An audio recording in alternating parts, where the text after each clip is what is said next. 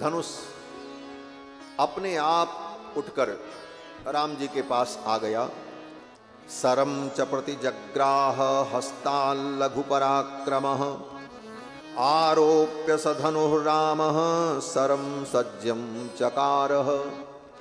राम जी ने उस धनुष को लिया और उस धनुष पर डोरी चढ़ाई और फिर बाण चढ़ाया और बाण चढ़ा करके राम जी ने खींचा।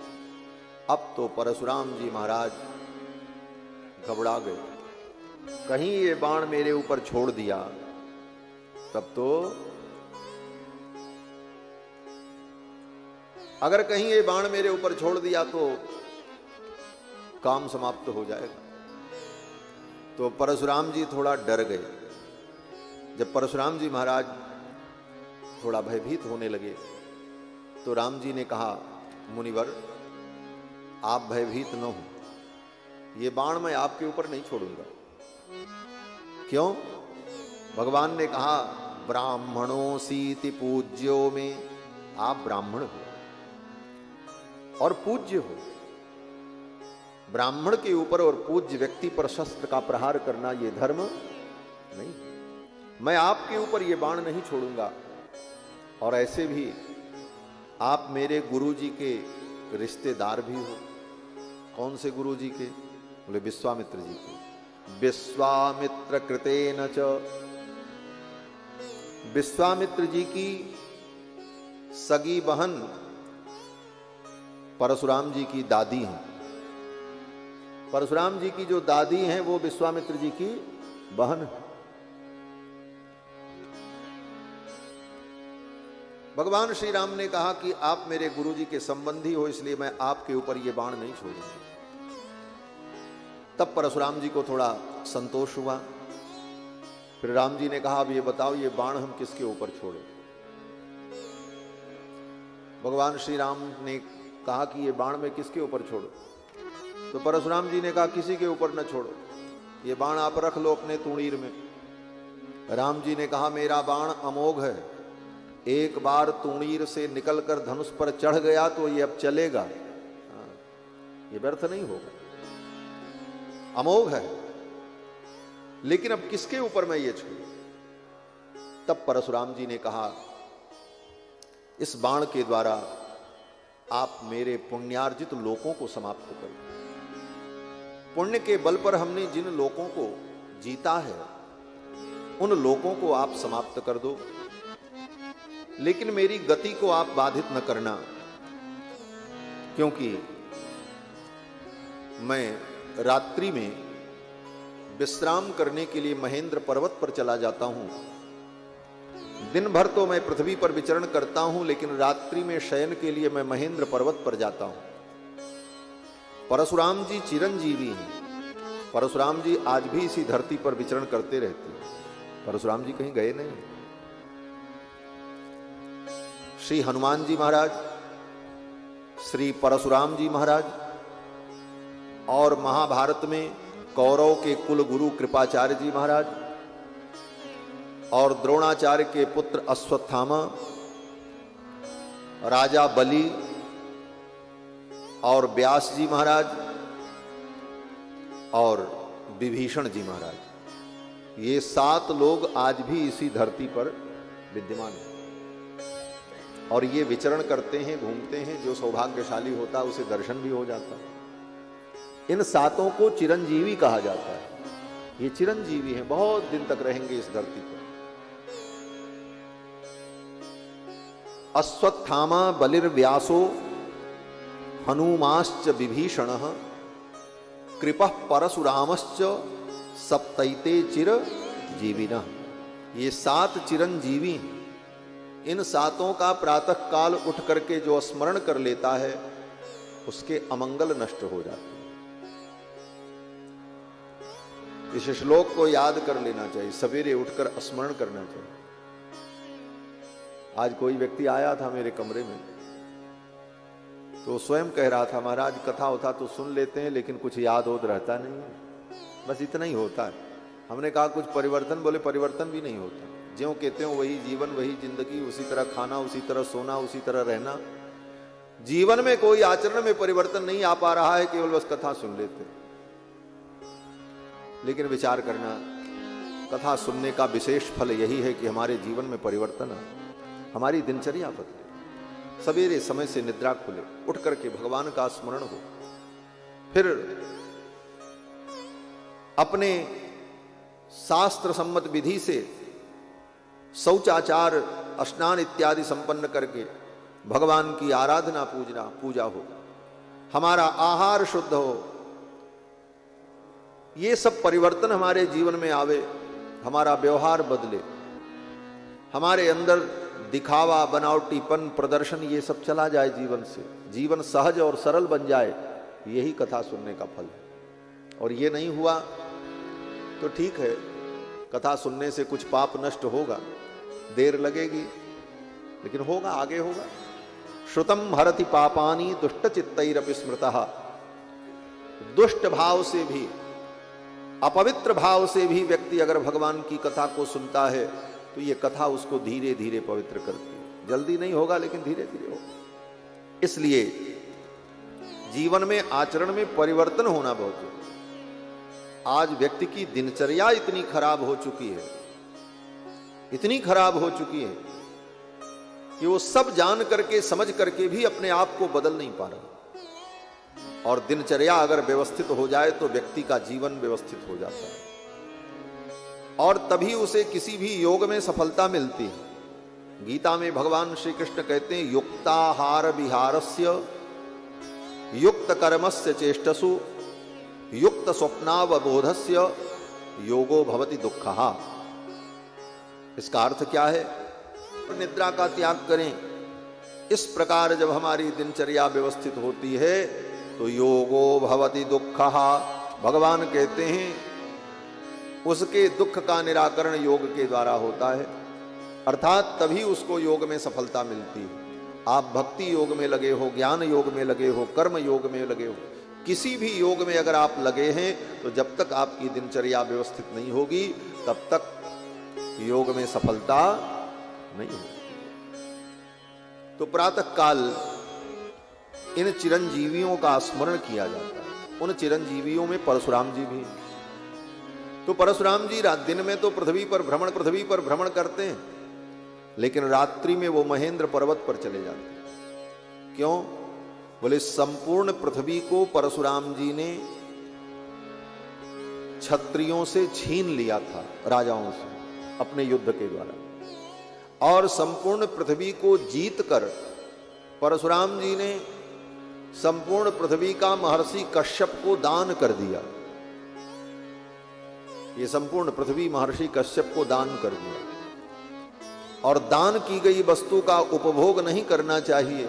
अगर आपने दान किया है तो दान की गई उस वस्तु का आप अगर उपभोग करेंगे तो आपको पाप लगेगा। तो परशुराम जी ने संपूर्ण पृथ्वी का दान कर दिया महर्षि कश्यप को। तो अब इसका उपभोग नहीं करते, यहाँ रहते नहीं, घर नहीं बनाया, यहाँ रुकते नहीं, बस आते हैं, टहल घूम करके फिर चले जाते हैं। और जाते कहाँ? बोले महेंद्र पर्वत पर जाकर के विश्राम करते। तो परशुराम जी ने कहा, भगवान मेरी गति को आप बाधित न करें, लेकिन मेरे जो पुण्य लोक हैं, अपने पुण्य के प्रभाव से मैंने जिन लोकों को जीता है, मेरे उन पुण्यों को आप समाप्त कर दो, पुण्यार्जित लोकों को समाप्त कर दो। फिर तो भगवान ने अपने उस बाण के द्वारा परशुराम जी के पुण्यार्जित लोकों को समाप्त कर दिया। और परशुराम जी ने भगवान की स्तुति की। परशुराम जी ने कहा, प्रभु अक्षय्यम मधुहंतारम जानामि त्वाम सुरेश्वरम। हे सुरेश्वर, हे देवताओं के ईश्वर, मैं जान गया आप मधुहंता हैं। मधु और कैटभ का वध करने वाले साक्षात नारायण हैं। कैसे जान गए? तो परशुराम जी कहते हैं, धनुषोस्य परामर्शात। एक धनुष को आपने तोड़ दिया और दूसरे धनुष पर प्रत्यंचा चढ़ा दी। ये काम नारायण को छोड़ करके कोई नहीं कर सकता। धनुषोस्य परामर्शात स्वस्तितेस्तु परम तप। हे परम तप, तुम्हारा कल्याण हो। परशुराम जी ने भगवान को आशीर्वाद दिया। क्यों आशीर्वाद दिया? बोले भगवान क्षत्रिय कुल में प्रकट हैं और परशुराम जी ब्राह्मण हैं, इसलिए ब्राह्मण होने के नाते परशुराम जी ने भगवान को भी आशीर्वाद दिया। स्वस्तितेस्तु परम तप, हे परम तप आपका कल्याण हो। स्वस्तितेस्तु, इसी को हमारे यहां आचार्यों ने मंगलाशासन कहा है। भगवान को भी आशीर्वाद देना ये भक्तों की एक परिपाटी है, भक्ति की ये पराकाष्ठा है। बार बार कथा में मैं कहता हूं, भगवान से कुछ मत मांगो, अपितु भगवान को आप दो। भगवान से मांगो मत, भगवान को दो। बोले भगवान से हम मांगे नहीं तो भगवान को दें क्या? भगवान के पास तो सब कुछ है, हम क्या दे सकते हैं भगवान को? और हमारे देने से भगवान का क्या होने वाला है? जो लक्ष्मीपति हैं, क्षीर सागर में जिनका निवास है, रत्नाकरोस्ति सदनम गृहिणी च पद्मा, रत्नाकर समुद्र ही जिनका घर है, लक्ष्मी ही जिनकी गृहिणी है, उसको हम कौन सा हीरा पन्ना पोखराज दे देंगे? क्या दे देंगे? मेरे देने का क्या मूल्य होगा? तो संतों ने कहा भगवान को वो चीज दो जो भगवान को न मिलती हो, अथवा भगवान के पास जो चीज नहीं है वो चीज आप भगवान को दो तो आपके देने का महत्व होगा। बोले भगवान के पास सब कुछ है, क्या चीज भगवान के पास नहीं है जो हम दे सकते हैं? तो भक्तों ने विचार किया, भक्तों ने कहा भगवान के पास सब कुछ है लेकिन भगवान को कोई आशीर्वाद देने वाला नहीं है। क्यों? बोले भगवान सबसे बड़े हैं, उनको कौन आशीर्वाद देने जाए? इसलिए भगवान को कोई आशीर्वाद नहीं देता है, सब भगवान से ही चाहते हैं भगवान हमें आशीर्वाद दें, भगवान हमें वरदान दें, भगवान हमारा मंगल करें। तो भक्तों ने विचार किया, प्रेमी भक्तों ने, कि भगवान को सब कुछ मिलता है लेकिन भगवान को कोई आशीर्वाद देने वाला नहीं है, तो हम लोग भगवान को आशीर्वाद दें। तो जो उच्च कोटि के भक्त हैं, ज्ञान की पराकाष्ठा जिनके जीवन में है, ऐसे भक्त भगवान को भी आशीर्वाद देते हैं, हे प्रभु आपका मंगल हो, आपका मंगल हो, आपका कल्याण हो, आप सदा आनंदित रहो, आपकी ये मंगलमयी जोड़ी सदा बनी रहे। ऐसा आशीर्वाद संत जन भगवान को देते हैं। इसको हमारे यहां आचार्यों ने मंगलाशासन कहा है। भगवान का मंगलाशासन करना, भगवान को आशीर्वाद देना। तो परशुराम जी ने भी भगवान को आशीर्वाद दिया, स्वस्तितेस्तु परंतप। और वाल्मीकि रामायण में तो भगवान को खूब आशीर्वाद मिला है। इतना आशीर्वाद भगवान को किसी अवतार में नहीं मिला जितना आशीर्वाद भगवान को रामावतार में मिला। तो भगवान को आशीर्वाद देना ये भक्तों की परिपाटी है और बड़ी उत्कृष्ट भक्ति इसको माना जाता है। हमारे अयोध्या में एक संत हुए, श्री बनादास जी महाराज। क्षत्रिय कुल में उनका जन्म हुआ था, अयोध्या में रह करके भजन करते थे और बड़े सिद्ध संत, बड़े ज्ञानी, लेकिन कभी भगवान से कुछ मांगा नहीं, कभी नहीं। जो रूखा सूखा मिला वही खाकर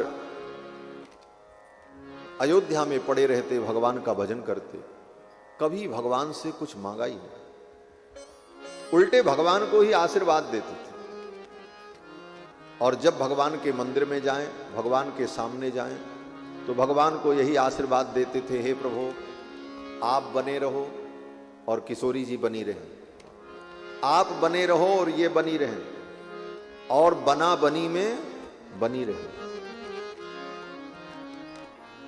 आज भी लोग बन्ना बन्नी को आशीर्वाद देते हैं, लेकिन ये बनादास जी का आशीर्वाद है। बनादास जी भगवान को आशीर्वाद देते हैं, आप बने रहो, ये बनी रहे, और नित बना बनी में बनी रहे। और मेरी किशोरी सीता जी जो हैं, बोले सीता रानी का अचल सुहाग रहे, सीता रानी का अचल सुहाग रहे और मेरे राम जी के सिर पर ताज रहे। ये बना रहे, ये बनी रहे और नित बना बनी में बनी रहे। सिया रानी का अचल सुहागे रहे, सिया रानी का अचल सुहागे रहे। राजा राम जी के सिर पर ताज रहे, राजा राम जी के सिर पर ताज रहे। सिया रानी का अचल सुहागे रहे, सिया रानी का अचल सुहागे रहे। राजा राम जी के सिर पर ताज रहे, राजा राम जी के सिर पर ताज रहे। ये बना रहे वो बनी रहे, ये बना रहे ये बनी रहे। नित बना बनी में बनी रहे, नित बना बनी में बनी रहे। अभी चलती अवधि का राज रहे, अभी चलती अवधि का राज रहे। अभी रल सरयू की धार बहे, अभी रल सरयू की धार बहे। राजा राम जी के सिर पर ताज रहे, राजा राम जी के सिर पर ताज रहे। सिया रानी का अचल सुहागे रहे, सिया रानी का अचल सुहागे रहे। महारानी का अचल सुहागे रहे, महारानी का अचल सुहागे रहे। राजा राम जी के सिर पर ताज रहे, राजा राम जी के सिर पर ताज रहे। जब तक पृथ्वी अहिसी से रहे, जब तक पृथ्वी अहिसी से रहे। नभ में शशि सूर्य प्रकाश रहे, नभ में शशि सूर्य प्रकाश रहे। गंगा जमुना की धारे बहे, गंगा यमुना की धारे बहे। जब तक यह बानक बना रहे, जब तक यह बानक बना रहे। सिया राम जी के सिर पर सुहागे रहे, सिया रानी का अचल सुहागे रहे। राजा राम जी के सिर पर ताज रहे, राजा राम जी के सिर पर ताज रहे। सिया रानी का अचल सुहागे रहे, सिया रानी का अचल सुहागे रहे। राजा राम जी के सिर पर ताज रहे, राजा राम जी के सिर पर ताज रहे।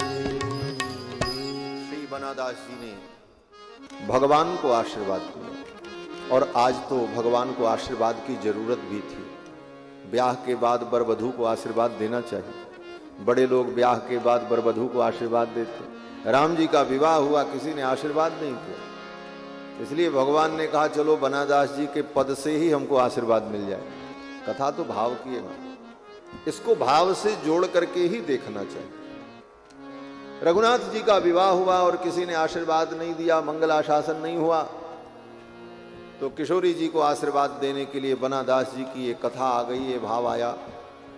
तो भगवान को आशीर्वाद देना ये भक्ति की बड़ी उच्च स्थिति होती है। और हमारे संत जन कहते हैं देखो,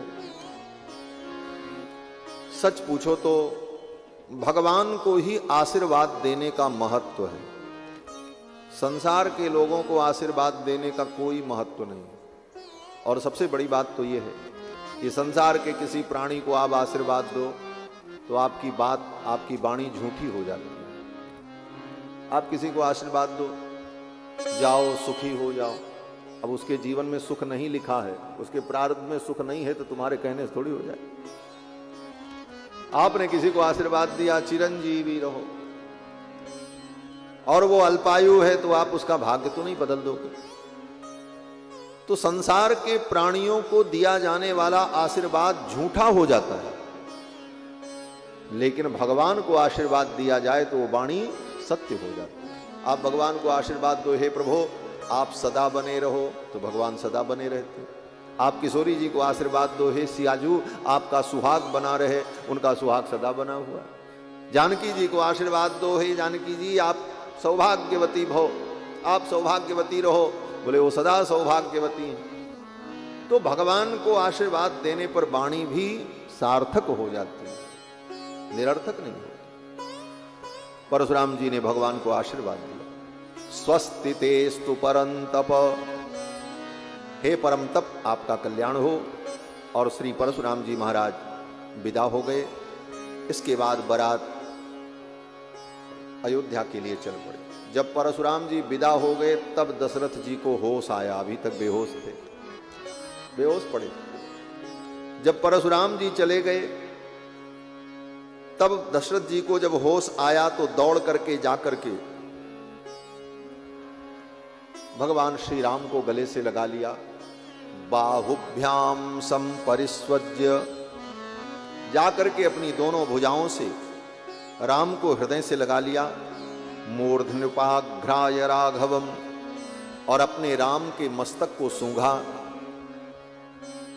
और हृदय से लगाकर गतो राम इति श्रुत्वा हृष्ट प्रमुदितो नृपः, राम जी को हृदय से लगाया, राम जी के मत्थे को सूंघा दशरथ जी ने और धीरे से पूछा, राम वो बाबा जी कहां गए?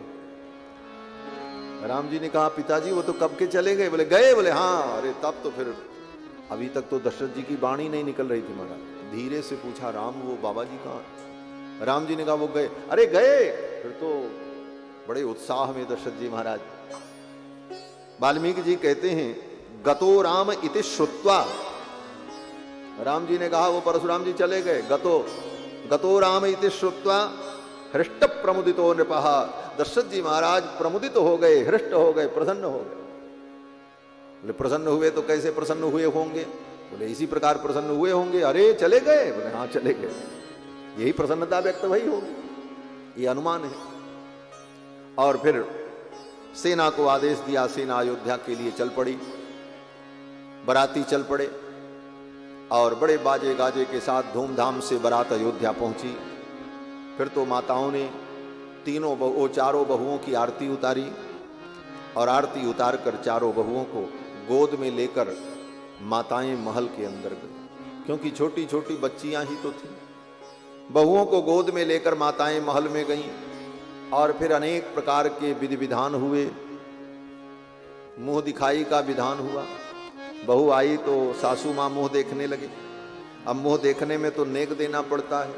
मुख दर्शन में महारानी कौशल्या ने और केकई ने, सुमित्रा ने अलग अलग नेक दिए, उपहार दिए, और माताओं ने भी दर्शन किया। ये सब चल रहा था। बहुत देर तक ये सब कार्यक्रम जब चल रहा था तो दशरथ जी को अच्छा नहीं लगा। दशरथ जी ने आकर के कौशल्या से कहा, महारानी अब बहू घर में आ गई है, रोज ये सब होता रहेगा, अब आज विलंब करना ठीक नहीं है। बहू को ले जाओ, कुछ भोजन कराओ, जल पिलाओ, ये सब तमाशा बंद करो, ये सब तो होता ही रहेगा। दशरथ जी ने कहा, बधू लड़किनी पर घर आई, राख्यो नयन पलक की नाई। जैसे आंखों को पलकें संभाल करके रखती हैं, पलकें आंखों की साज संभार करती हैं, उसी प्रकार इन बहुओं को संभाल करके रखना। ये दशरथ जी ने महारानी कौशल्या को कहा। बधू लड़किनी पर घर आई, राख्यो नयन पलक की नाई। बधू लड़किनी पर घर आई, राख्यो नयन पलक की नाई। राख्यो नयन पलक की नाई। राख्यो नयन पलक की नाई। दशरथ जी ने कहा, जैसे पलकें आंखों की संहार करती हैं, उसी प्रकार इन बहुओं को संभालना। और मां कौशल्या ऐसी ही सासू मां है। कैसी सासू मां है? बोले एक सासू मां तो वो होती है जो बहू को सांस नहीं लेने देती। महाराज, एक देवी जी मिली, उन्होंने कहा महाराज आप बहुत पढ़े होगे शास्त्र, लेकिन एक बात नहीं जानते होगे। हमने कहा क्या? बोले सास का क्या अर्थ है मालूम है? हमने कहा सास का अर्थ है पति की जो माँ होती है उसी को सास कहते हैं। बोले तब आपको पता नहीं? बोले जो बहू को सांस न लेने दे उसी का नाम सास है।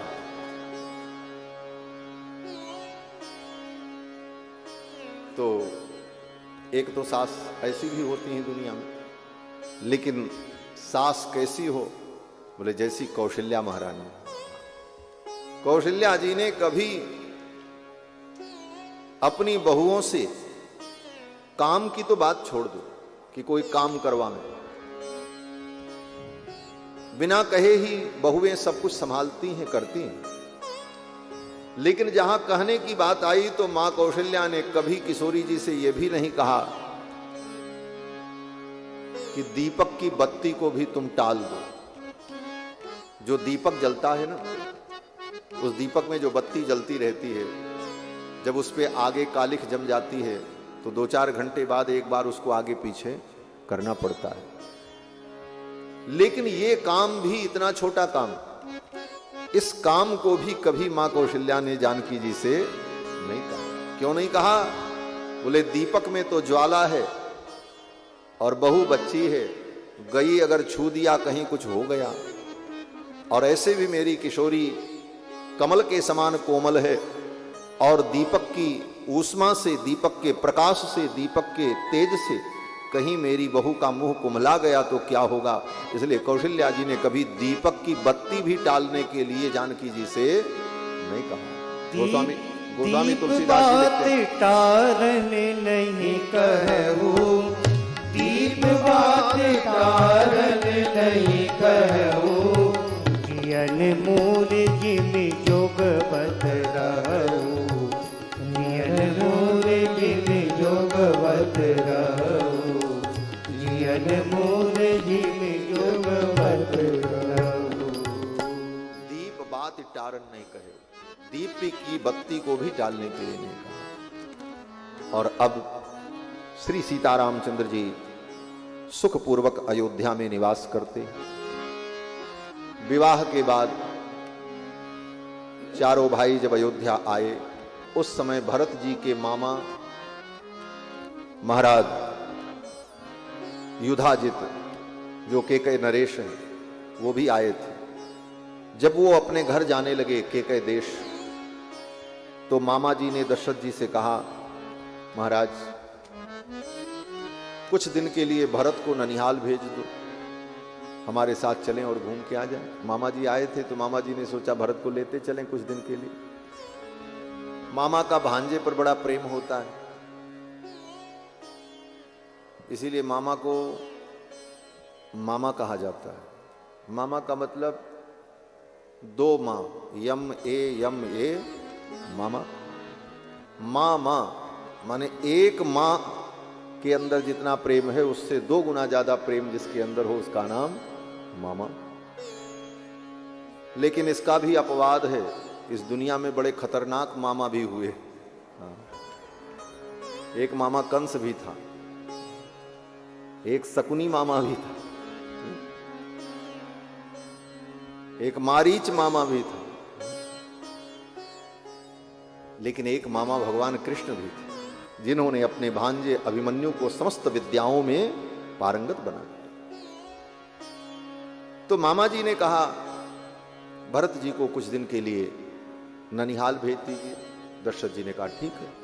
तो श्री भरत जी महाराज अपने मामा जी के साथ विवाह के बाद ननिहाल चले गए। भरत जी जब ननिहाल जाने लगे तो शत्रुघ्न जी भी उनके साथ चले गए। कथा में आपने सुना था शत्रुघ्न जी का धर्म क्या है? विशेषतम धर्म, भगवान के भक्त का अनुगमन करना।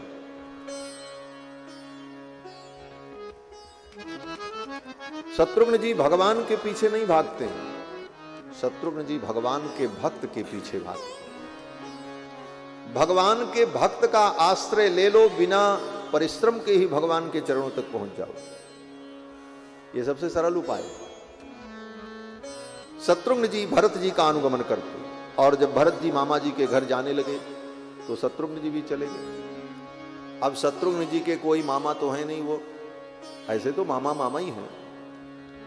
अरे भरत जी के मामा हैं तो शत्रुघ्न जी के भी मामा लगेंगे ही, लेकिन अगर देखा जाए तो सगे मामा जी तो नहीं।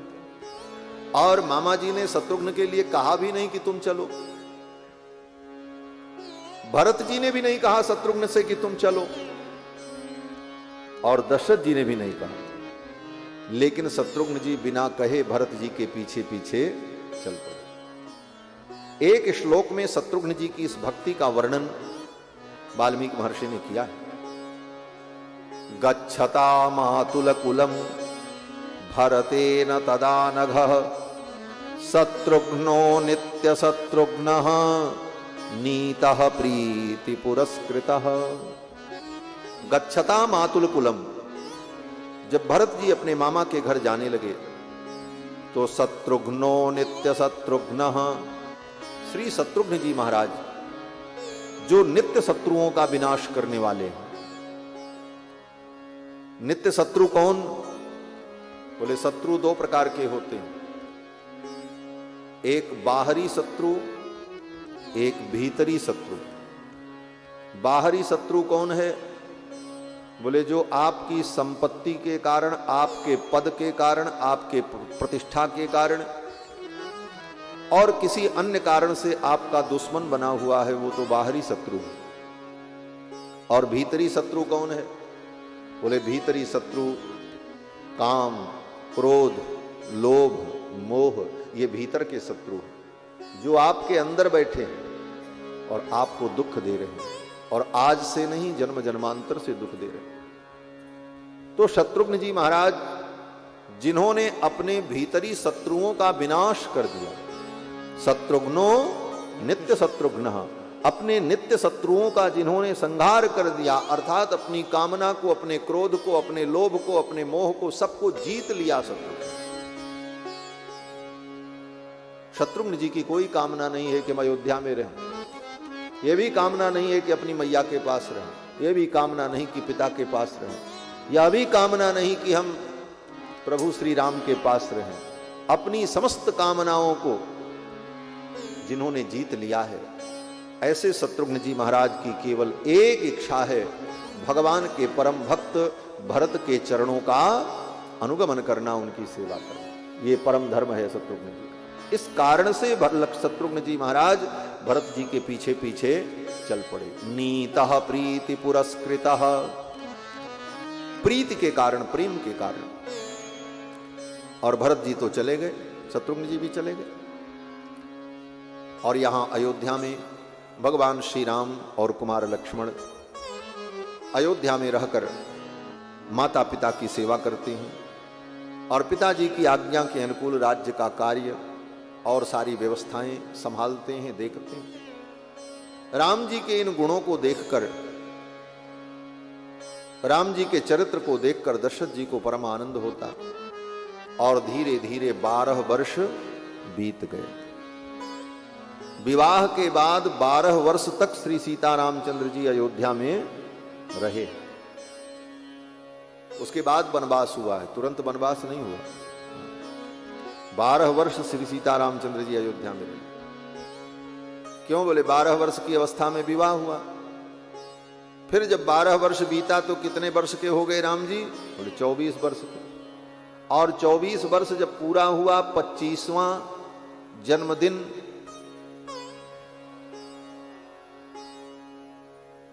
भगवान का आया। क्या बोलते हैं, सिल्वर जुबली, 25वां जन्मदिन भगवान का आया। उसी दिन दशरथ जी के मन में आया कि मेरा बालक 25 वर्ष का हो गया, अब विलंब करना ठीक नहीं, कल ही मैं अपने राम का युवराज पद पर अभिषेक करूं। और दशरथ जी के मन में यह विचार आया, और उसके बाद बात आगे बढ़ी और परिणाम जो कुछ हुआ वो तो मालूम है। तो राम जी 12 वर्ष अयोध्या में रहे विवाह के बाद श्री सीतारामचंद्र। और भरत जी, बोले भरत जी मामा जी के घर में 12 वर्ष वहीं रहे। और यहां राम लक्ष्मण अयोध्या में। अब राम जी के चरित्र को देखकर दशरथ जी को बड़ा आनंद आता। महर्षि वाल्मीकि कहते हैं कि तेषामपि महातेजा रामो रतिकर पितुः स्वशरीरात् विनिर्वृत्ताश्चत्वार इव बाहवः। दशरथ जी को अपने चारों बेटों से प्रेम है। माता पिता को अपने सभी पुत्रों से प्रेम होता है। किस प्रकार से? वाल्मीकि महर्षि कहते हैं जैसे व्यक्ति की 4 भुजाएं हों, 4 हाथ हो, उसी प्रकार दशरथ जी के ये 4 पुत्र इनकी 4 भुजा के समान हो। चत्वार इव बाहवः, लेकिन उन 4 भुजाओं में भी जो दाहिनी भुजा होती है और दाहिनी में भी जो प्रथम होती है वो व्यक्ति को परम प्रिय होती है, क्योंकि उसी से सारा काम होता है। ये दोनों भुजाएं आपको प्रिय हैं, लेकिन इन दोनों भुजाओं में आपको सबसे ज्यादा प्रिय कौन है? बोले दाहिनी, क्यों? सारा काम तो इसी से। महर्षि वाल्मीकि कहते हैं चारों पुत्र दशरथ जी को प्रिय हैं, लेकिन तेषामपि महातेजा रामो, उन चारों भाइयों में राम जी रतिकर पितुः, पिता को अत्यंत प्रिय है। ऐसे ही माता पिता में भी होता है। माता पिता के कई पुत्र हों तो उसमें जो ज्येष्ठ पुत्र होता है, सबसे बड़ा होता है, उसमें माता पिता का विशेष प्रेम होता है। और सब में प्रेम होता है, लेकिन उसमें विशेष। और राम जी, बोले राम जी तो बड़े भी हैं और परम गुणवान शील निधान है, इसलिए दशरथ जी का मन इन्हीं में लगा रहता। तेषामपि महातेजा रामो रतिकर पितुः। और ये राम जी हैं कौन? एक बार महर्षि वाल्मीकि फिर स्मरण दिला रहे हैं हमको, आपको। क्या स्मरण दिला रहे हैं? बोले ये कथा जिसकी सुन रहे हो, ये कोई मनुष्य नहीं है, ये कोई साधारण व्यक्ति की कथा नहीं है, किसी देवता की कथा नहीं है, किसी यक्ष गंधर्व की कथा नहीं है, ये किसी ऋषि मुनि की कथा नहीं है, अपितु साक्षात परब्रह्म परमात्मा ही राम के रूप में अवतरित हैं। यहां पर एक बार महर्षि वाल्मीकि इस बात का स्मरण दिलाते हैं कि सही देवैरुदीर्णस्य रावणस्य वधार्थिभिः। रावण के वध के लिए देवताओं ने जब भगवान से प्रार्थना की थी तो अर्थितो मानुषे लोके जज्ञे विष्णु सनातनः। भगवान सनातन विष्णु ही, भगवान नारायण ही राम के रूप में अवतरित हुए। आजकल कुछ लोग यह सिद्ध करने का प्रयास करते हैं कि राम जी भगवान विष्णु के अवतार नहीं है, लेकिन वाल्मीकि रामायण में तो पग पग पर वाल्मीकि जी कहते हैं ये भगवान विष्णु के अवतार है, साक्षात नारायण है। अर्थितो मानुषे लोके जज्ञे विष्णु सनातनः। भगवान सनातन विष्णु ही राम के रूप में प्रकट हैं और इनके गुणों को देखकर दशरथ जी महाराज परम आनंदित हुए। यहां पर एक बार भगवान श्री राम के अनेक गुणों का वर्णन महर्षि वाल्मीकि ने फिर किया। जैसे प्रारंभ में 84 गुण का वर्णन आया था, अब यहां पर एक बार भगवान के और भी विशिष्ट गुणों का वर्णन, जिन गुणों का वर्णन वहां पर नहीं हुआ उन गुणों का वर्णन यहां पर करते। अब सारे गुणों की चर्चा तो हम नहीं कर सकते, लेकिन 2-4 गुणों का स्मरण करते चलें, क्योंकि भगवान के गुणों का स्मरण, भगवान के गुणों का चिंतन, यही कथा है। महर्षि वाल्मीकि कहते हैं कि सच नित्यम प्रशांतात्मा मृदुपूर्वम च भाषते। राम जी का एक गुण है प्रशांत आत्मा। राम जी बड़े शांत हैं, ये कभी अशांत नहीं होते, और जो इनके सन्निकट रहता है उसको भी ये शांति प्रदान करते हैं। शांति इनकी बहन का नाम ही है, प्रशांतात्मा। और मृदु पूर्वम च भाषते, और राम जी बहुत मृदु बोलते, बहुत मीठा बोलते। और क्या विशेषता है? बोले पूर्वभाषी प्रियम वदः। राम जी पूर्वभाषी हैं। पूर्वभाषी का मतलब पहले बोलने वाले। ये पहले बोलने वाले हैं, इसका क्या मतलब हुआ? बोले जैसे दो व्यक्ति हों और दोनों अपरिचित हों, तो एक दूसरे से बात शुरू नहीं होती। वो सोचता है ये बोलें तो हम बोलें, और वो सोचता है ये बोलें तो हम बोलें। लेकिन राम जी ऐसी परिस्थिति आने पर सामने वाला पहले बोले इसकी प्रतीक्षा नहीं करते, अपितु स्वयं बोलने लग जाते हैं और पूछते हैं कहां से आए हो, कैसे आए हो, तुम्हारे आने का प्रयोजन क्या है। यह उदारता है राम जी की। पूर्वभाषी प्रियम वदः न चानृत कथो विद्वान वृद्धानां प्रतिपूजकः।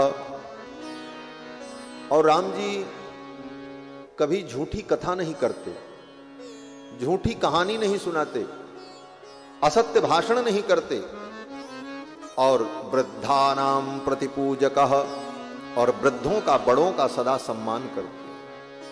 यही रामचरित्र है। राम जी के इन गुणों को हम अपने जीवन में उतारने का प्रयास करें। हमारे जीवन में सत्य हो, हम सत्य बोलें, सत्य का आचरण करें। हमसे जो बड़े जन हैं, वृद्ध जन हैं, हम उनका आदर करें। वृद्धानां प्रतिपूजकः, वृद्धों का हम समादर करें। बड़ों के पास, वृद्धों के पास जो अनुभव होता है वो जवान व्यक्ति के पास नहीं होता। जवान के पास शक्ति तो होती है लेकिन अनुभव नहीं होता, बल होता है लेकिन विचार नहीं होता। इसलिए जवान व्यक्ति का बल और वृद्ध का विचार दोनों मिल जाएं तो बहुत बड़ा काम हो सकता है। जवानी में बल होता है लेकिन जवानी अंधी होती है, और वृद्ध के पास बल पौरुष नहीं होता लेकिन उसके पास अनुभव के नेत्र होते हैं। एक बड़ा सुंदर दृष्टांत, एक गांव में आग लग गई। जब आग लगी तो लोग जान बचाने के लिए भागने लगे, सब भागे, दो लोग बच गए जो नहीं भाग पाए। वो दो लोग कौन थे? बोले एक अंधा था और एक लंगड़ा था। अंधा नहीं भाग पाया और लंगड़ा नहीं भाग पाया। लंगड़ा इसलिए नहीं भाग पाया कि उसके पैर नहीं थे, भागे तो कैसे भागे। और अंधा इसलिए नहीं भाग पाया कि उसको दिख ही नहीं रहा था किधर जाए, कहीं आग में ही न चले जाए। और दोनों जलने के लिए मजबूर थे। एक भाग नहीं सकता था, उसे सब दिख रहा था, और एक व्यक्ति भागने में समर्थ था लेकिन उसे दिख नहीं रहा था, और दोनों जलने के लिए मजबूर थे। अंत में दोनों ने आपस में सलाह की। जो लंगड़ा था उसको दिखाई पड़ता था, और जो अंधा था उसके पैर थे, वो चल सकता था। तो उस लंगड़े ने अंधे से कहा कि ऐसा करो, तुम्हारे पास आंख नहीं है लेकिन पैर है, और मेरे पास आंख है लेकिन पैर नहीं है, तो तुम अपने कंधे पर मुझे बैठा लो, मैं रास्ता बताऊं और तुम लेकर के चलो, तुम भी बच जाओगे और मैं भी बच जाऊंगा। वो आंख वाला लंगड़ा उस अंधे के कंधे पर बैठ गया और वो रास्ता बताने लगा, और दोनों चल पड़े और उस आग से बच करके निकल गए। यही हमारे आपके जीवन में सूत्र आ जाए। ये संसार में आग लगी है, स्वार्थ की, लोभ की, अहंकार की अग्नि में संसार दग्ध हो रहा है, और इसमें जलने के लिए व्यक्ति मजबूर है। कौन? बोले एक तो लंगड़ा। लंगड़ा कौन है? बोले बूढ़ा व्यक्ति, वृद्ध, जिसके पास ज्ञान तो है लेकिन सामर्थ्य नहीं। और दूसरा बोले अंधा, बोले जो जवानी के जोश में अंधा है ऐसा जवान। दोनों जल जाएंगे, लेकिन दोनों अगर मिल जाएं, जवान व्यक्ति बूढ़े का साथ कर ले, बूढ़े की दृष्टि उसका विचार ले ले और उस बूढ़े को भी संभाल ले, अपने आप को भी संभाल ले, यही अंधा और लंगड़ा की कहानी है। यही अंधे लंगड़े की कहानी। वृद्धों के विचार को अपने कंधे पर रख लो और उनकी दृष्टि हो और शक्ति तुम्हारी हो तो इस दुनिया में कुछ भी कार्य असंभव नहीं। भगवान श्री राम सदा वृद्धों का पूजन करते हैं, वृद्धानाम प्रतिपूजकः। और राम जी उत्तरोत्तर युक्ति नाम वक्ता वाचस्पतिर्यथा। अगर राम जी से कोई तर्क करे तो तर्क में भी राम जी को कोई जीत नहीं सकता। उत्तरोत्तर युक्ति नाम वक्ता वाचस्पतिर्यथा। उत्तरोत्तर ऐसी उक्ति, ऐसे तर्क प्रस्तुत करते हैं कि सामने वाले को निरुत्तर हो जाना पड़े। लेकिन इसके साथ साथ रघुनाथ जी बड़े रसिक भी। गीत संगीत नृत्य वाद्य इन समस्त कलाओं में राम जी निपुण हैं। कितने लोग कहते हैं अरे कृष्ण भगवान तो बंसी बजाते थे, गीत गाते थे, नाचते भी थे, राम जी को गीत संगीत नहीं आता, राम जी तो कोरे कोरे हैं। बोले ऐसा नहीं है।